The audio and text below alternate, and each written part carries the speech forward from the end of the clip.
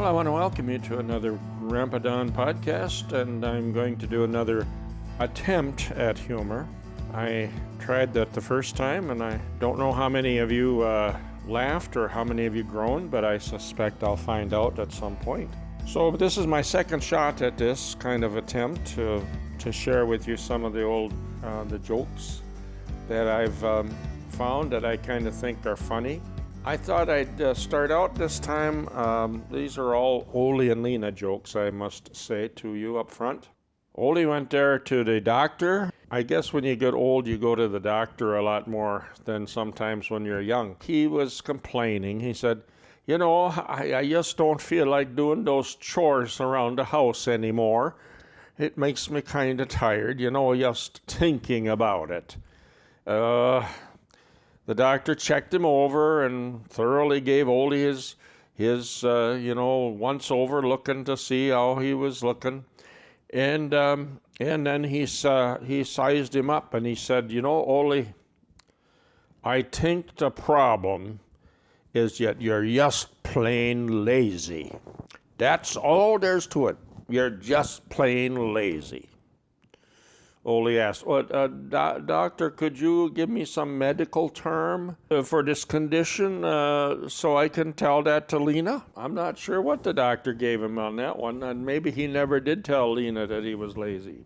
I bet she knew it all the time, though, I bet you. In the old days, you could go to places and there was like a scale where you could stand on, and I think you put a little money into it, and then it would give you some kind of message and also how much you weighed. And that was the case here. There, Ole was out there at the railroad depot. You know, that's how you got around in the old days, was you go on the railroad to different towns. And they had a scale there. Ole stood on there, and he, got the slip that came out of it to tell him some information. He looked at the slip and it said, you weigh 160 pounds and you're tall, dark, and handsome. Well, Lena was there when she saw that Ole had that message, and she laughed.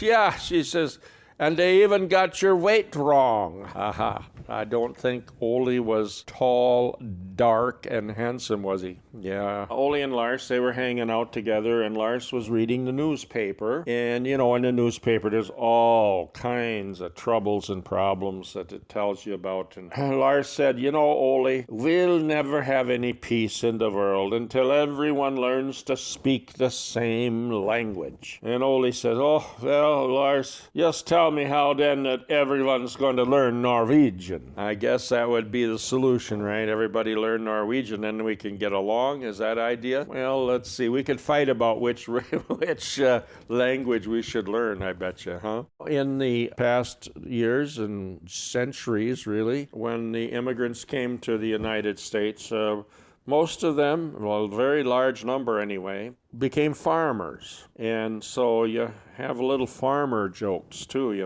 And in one case, Ole, he had a pretty good farm. He was pretty good, and he was raising cows that would milk, so you could have milk cows. And he decided to, make a kind of, I suppose, advertising for his farm. And so he put out a slogan in front of his farm, and that everybody could see. And it said, all I have, I owe to others. Did you get that? If I have to explain the joke, it's probably not too funny. Well, anyway, the 4th of July celebration always is a good time, and people get together. I remember that when I was a kid, when we'd go out to the farm, my grandparents' farm, and of course we'd shoot off all kinds of rockets and firecrackers and all kinds of other little things, and sparklers and so forth. Well, in this case, there was a big 4th of July celebration, and Ole, he was going to be in a play. And so he was going to be in the play, and he was going to go on stage, and he had a part in the play. Maybe some of you kids have had parts in plays. I know you have. And that's what Ole was going to do. It's pretty amazing that he would be in the theater business. And the day finally comes, and oh my goodness, Lena, she was so tired. she had Oldie, he was practicing his line, saying it over and over. And the line that he had was, he was supposed to say, "Hark, is that a cannon I hear?" I got to do that again, he had to practice just like me. "Hark, is that the cannon I hear?" That's what his line was. And when the cannon would go boom, he's supposed to say, "Hark, is that the cannon I hear?" Well, there was then the final deal where he was going to go on stage, and so he went up on the stage like he was supposed to, and there, when he got on the stage, there was a deafening boom. And Oldie, he said, "What in the heck was that?" I think that was the best thing to say. If you have a big deafening boom going off in your ear, I think that's what you want to say. What the heck was that? Oh, man. Okay. Well, sometimes here in the old days, and then even in our days, of course, there's sometimes thieves that break in and steal things. And in fact, it was a few weeks ago, it says here, that the police station up in Milan, Minnesota, a little town of Milan, Minnesota, the police station was broken into. If you can imagine breaking into the police station. And you know what the police did? The thieves, when they went in there, they stole the toilets out of the bathroom. So that was the big story, in the little town of Milan, of the police station. That some of the thieves broke right into the police station and took out the toilets. Well, there was a local reporter, of course. He had to interview the police chief about this crime, and so he asked the question, that if you're a local reporter, this is the question you ask: do you have any idea who did it? And the police chief, he said, "Unfortunately, we don't have a clue. In fact, we really have nothing to go on." Oh, boy. That was the stupid joke, wasn't it? Well, it says here, another one of Oldie's annual checkups. He goes to the doctor so much. This time, the doctor told Oldie, your hearing is really, really getting bad, and you got to give up. You got to give up smoking and drinking and chasing women. And Oldie says, "Doctor, you mean I have to give up all of that just to hear a little better?" I don't know. That was a dumb doctor and a dumb answer. I don't know. Well, then again, Oldie had to go back to that dumb doctor, This time he complained. He says, "My left leg is really, really swollen." And the doctor said, "Well, Oldie, I really wouldn't want to worry about that. I mean, it's just one of those things when you get older." Oldie said back to the doctor, "Doc, I guess if your leg was swollen, I wouldn't worry about it either." Lena, she's trying to prompt Oldie. She said to Oldie, my birthday's coming up pretty soon, and I know you always have a hard time with what you want or what you think you can give me. So I thought I'd give you a hint." "Oh, that would be really great there, Lena," he said.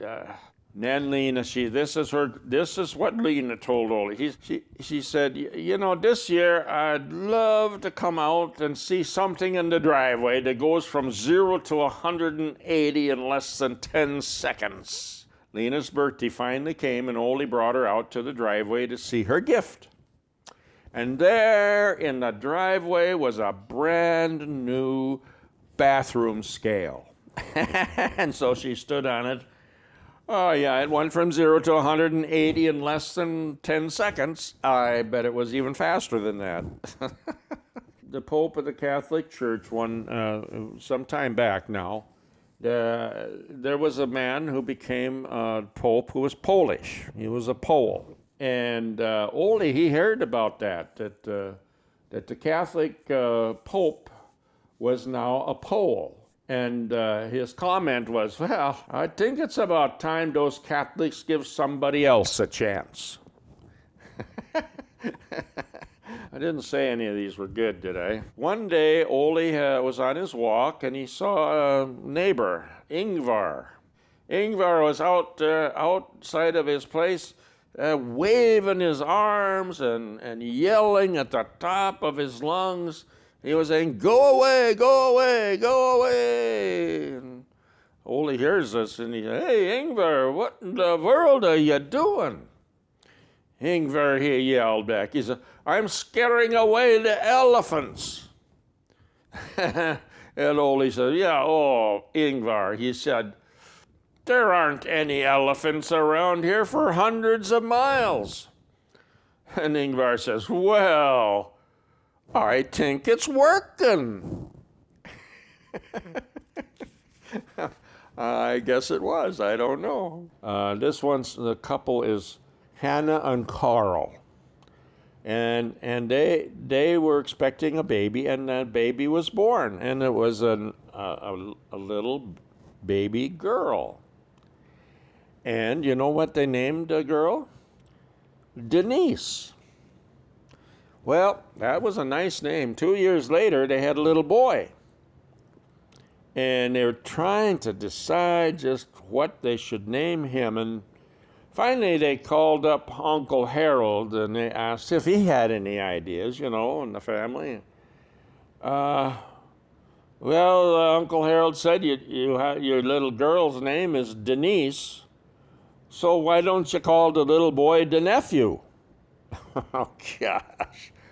Oh, yeah, I suppose for him that's what it would be. It would be Denise and the nephew, wouldn't it? Yeah. In this particular story, Ole had gotten old and he'd passed away. And then Lena, she had asked the Pastor Jensen, to give the sermon at the funeral. And Pastor Jensen, as usual, he liked to use metaphors to speak about the deceased and give analogies to. He's standing there by the casket there with his sermon going, and he said, here in the casket before us lies Ole.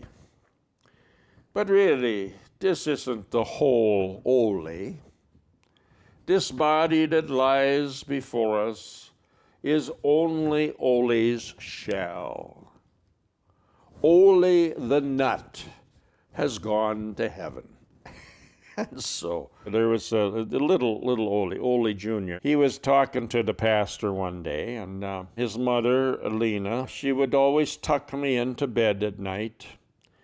And then he overhears her, he said, saying her prayer. And then the pastor said, well, what was the prayer that your mother Lena said? He said, she always says, thank God he's in bed. Lena asked Ole one time in their house, she said, Ole, do you know the difference between a washcloth and toilet paper? And Ole says, no, what is it? Oh, okay, so you're the one. Apparently he didn't use the toilet paper. Ole answered the phone, and it was in the middle of the night. And a guy asked him, is this Jerry? And then Ole said, oh, no, I think you must have the wrong number. Oh, the guy said, so sorry to bother you. Oh, no problem, said Ole. I had to get up to answer the phone anyway. Well, I'm glad you kept listening for a little bit, and thank you for listening. If you laughed, that was good. If you groaned, I don't know. But thanks for listening to another Grandpa Don podcast, such as it is.